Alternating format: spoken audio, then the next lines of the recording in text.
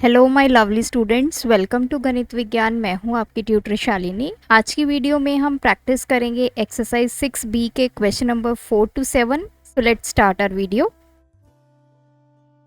Question number 4, state whether the given pairs of set are equivalent और equal. आपको दो set given है, आपने बताना है कि ये इक्वल हैं या इक्विवेलेंट सेट है। सबसे पहले तो हम सेट को लिखेंगे a is equals to first 4 natural numbers, तो आपका सेट बनेगा 1 2 3 एंड 4। सिमिलरली बी सेट को क्रिएट करेंगे first 4 whole numbers. So whole numbers आपके स्टार्ट होते हैं 0 से, 0 1 2 एंड 3। इक्वल सेट्स क्या होते हैं? जिसमें दोनों जो सेट हैं उनके एलिमेंट्स सेम हो। जैसे इसमें 1 है तो इसमें भी 1 होना चाहिए, इसमें 2 है 2 होना चाहिए, 3 है 3 होना चाहिए।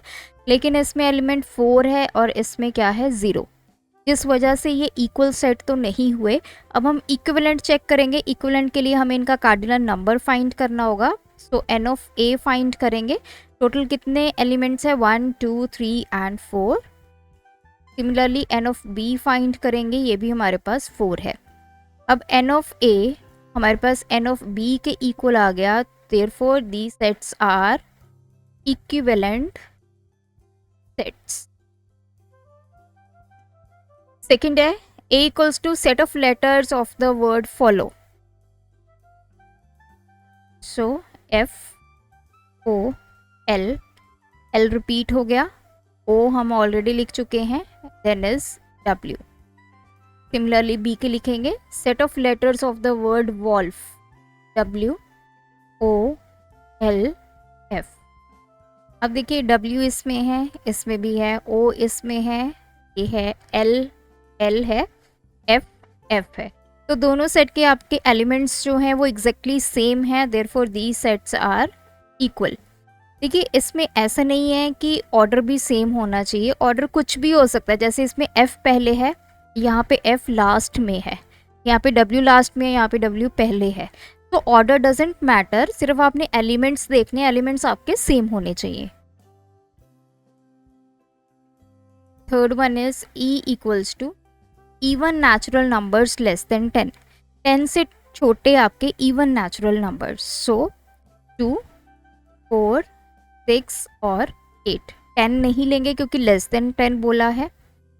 नेक्स्ट है हमारा O set, odd natural number less than 9। 9 से छोटे ऑड नंबर्स, तो वो हमारे पास होते हैं 1 3 5 and 7।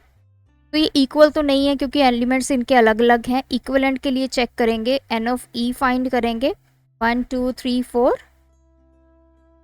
N of O check करेंगे 1 2 3 एंड 4। देयरफॉर एन ऑफ ई इसके इक्वल है, एन ऑफ ओ के इक्वल है। तो ये सेट्स हमारे क्या हैं? Equivalent sets. Fourth part is A equals to days of the week starting with letter S. S से स्टार्ट होते हैं, तो हमारे पास सैटरडे है और संडे है। बी सेट लिखेंगे days of the week starting with letter T. T से हमारे पास ट्यूसडे आ गया, उसके बाद थर्सडे आ गया, दैट्स इट। तो इक्वल सेट्स तो नहीं है, इनमें वैल्यू सैटरडे संडे है, यहाँ पे ट्यूसडे थर्सडे है। इक्विवेलेंट के लिए चेक करेंगे, ये 2 आ गया, एन ऑफ बी ये भी 2 है, तो n of A is equals to n of B. तो the sets are equivalent sets. Fifth part है multiples of 2 and 3 between 10 and 20। 10 and 20 के विद इन जो नंबर्स हैं 11 12 13 14 15 16 17 18 और 19, 2 एंड 3 के मल्टीपल्स होने चाहिए। सो एम सेट में सबसे पहले 11 ना 2 का मल्टीपल है ना 3 का, 12 यस, 13 भी किसी का मल्टीपल नहीं है, 14 है, 15 3 का मल्टीपल है तो इसको भी लिखेंगे, 16 2 का मल्टीपल है, 17 किसी का नहीं है, इसको छोड़ देंगे, देन 18 19 भी किसी का नहीं है तो स्किप करेंगे। Multiples of 2 and 5 between 10 and 20, वही एलिमेंट्स हमारे सेम है लेकिन यहाँ पे 2 और 5 के मल्टीपल्स लेने हैं। तो 12 2 का मल्टीपल है, 13 नहीं है, 14 2 का मल्टीपल है, फिर 15 जो है वो 5 का मल्टीपल, 16 देन 18। तो इसमें एग्जैक्टली हमारे जो एलिमेंट्स m में प्रेजेंट है वही n में प्रेजेंट है। तो these sets are equal. Sixth part है p is equal to prime number which divide 70 exactly. ऐसे प्राइम नंबर्स जो 70 को डिवाइड करते हैं। तो सबसे पहले 2, 70 को 2 से डिवाइड किया, 35 हमारे पास क्वोशंट, रिमाइंडर आ गया 0। तो एग्जैक्टली डिवाइड का मतलब यही है कि रिमाइंडर हमारा 0 आना चाहिए। उसके बाद 3 से डिवाइड नहीं होता, 5 से हो जाएगा, देन 7 से हो जाएगा। नेक्स्ट सेट है prime numbers which divide 105 exactly. तो 105 है, सबसे पहले ये 3 से होगा, देन 5 से होगा, 7 से चेक कर लेते हैं। 105, यस, 7 1 7, तो ये 7 से भी डिवाइड हो गया। तो यहाँ पे 2 है, यहाँ पे 3 है, तो ये इक्वल नहीं है। n ऑफ p चेक करेंगे, 3 है, n ऑफ q चेक करेंगे, दिस इज ऑल्सो 3। तो n of p is equals to n of q, so these set are equivalent sets. Seventh part है। अब ये a की वैल्यू को हम के स्केयर्स ओपन कर लेते हैं। 0 का स्केयर 0, 1 का स्केयर 1, 2 का स्केयर 4, 3 का स्केयर 9, 4 का स्क्वायर 16। और b ऑलरेडी हमें दिया है 16, 9, 4, 1 एंड 0। तो देखिए सभी एलिमेंट्स इसमें सेम है, 1 1, 4 4, 9 9 और 16 16। ऑर्डर चाहे अलग हो लेकिन एलिमेंट्स दोनों में सेम प्रेजेंट है। तो ये हमारे पास इक्वल सेट है। एट्थ पार्ट है, e की वैल्यू तो हमें ऑलरेडी गिवन है।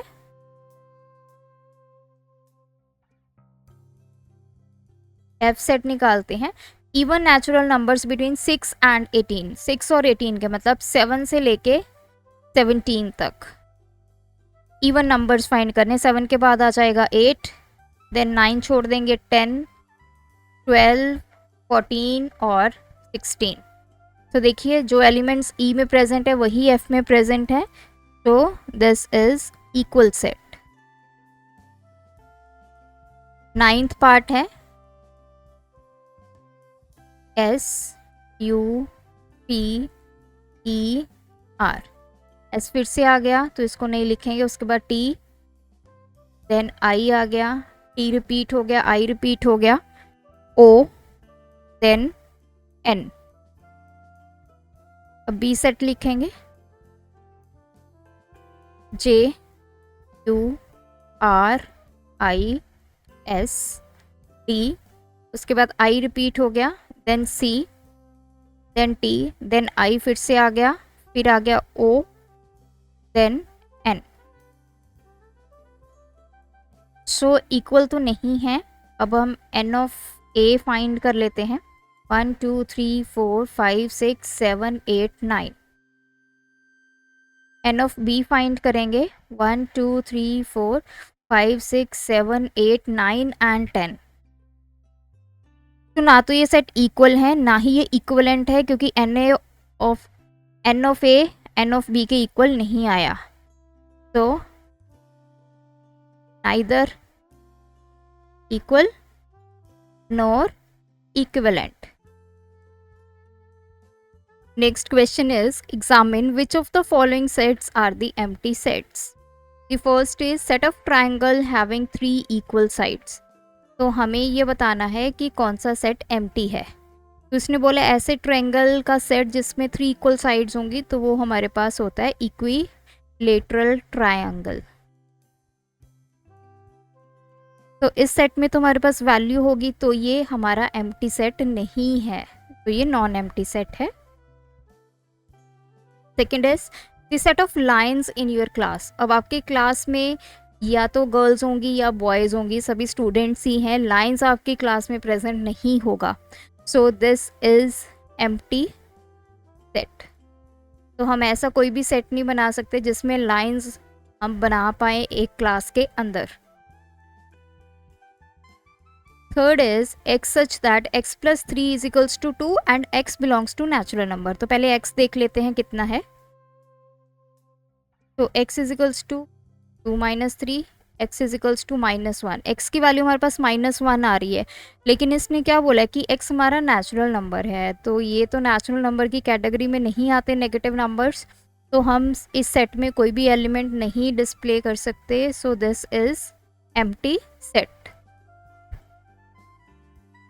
Fourth part is p equals to x such that 3x is equals to 0। तो यहाँ पे 3x इज इक्वल्स टू 0, तो x की वैल्यू 0/3 दैट इज 0। तो x हमारे पास आ गया 0। तो यहाँ पे हमारे पास एक वैल्यू आ गई, this is non empty set. Question number 6, state true और false. All examples of the empty set are equal. कहते जितने भी एग्जाम्पल्स हैं एम्प्टी सेट की, कोई भी एग्जाम्पल ले लीजिए, वो सभी इक्वल होती हैं। यस, क्योंकि एम्प्टी सेट में कोई भी वैल्यू नहीं होती, तो वो सभी एग्जाम्पल्स आपस में इक्वल ही हैं। तो the statement is true. Second is all examples of the empty set are equivalent. अब सेट क्या है, हमारे पास एम्प्टी है, तो एम्प्टी सेट आपस में इक्विवेलेंट भी होंगे, तो this statement is also true. Third is if two set have same cardinal number they are equal sets. अगर मेरे पास दो सेट हैं A एंड B, उनके कार्डिनल नंबर आपके पास सेम है, सपोज इसका भी 3 है इसका भी 3 है, तो वो सेट्स इक्वल होंगे। तो ये स्टेटमेंट फॉल्स है। ज़रूरी नहीं है कि वो इक्वल होंगे, हो भी सकते हैं नहीं भी हो सकते। क्यों? अब जैसे A सेट में मेरे पास एलिमेंट्स है 0 1 2 3 और B में मेरे पास एलिमेंट्स हैं 5 6 7 और 8। कार्डिनल नंबर इन दोनों का 4 है, लेकिन this sets are not equal. If NA is equals to N of B then A and B are equivalent sets. तो ये स्टेटमेंट तो बिल्कुल ट्रू है। दोनों के कार्डिनल नंबर अगर इक्वल हैं तो वो हमेशा इक्वलेंट सेट होते हैं, तो यही इक्वलेंट सेट की कंडीशन है। Fifth is B is equals to x such that x plus 4 is equals to 4 then B is empty set। अब हमें x plus 4 equals to 4 दिया है, x आ जाएगा 4 minus 4 which is 0, तो B की value आ गई 0। तो ये इसने बोला है कि B empty set है। नो, B में एक एलिमेंट है जो कि है 0, this is non empty set, so this condition is और this statement is false. Sixth part is the set of all points in a line is a finite set।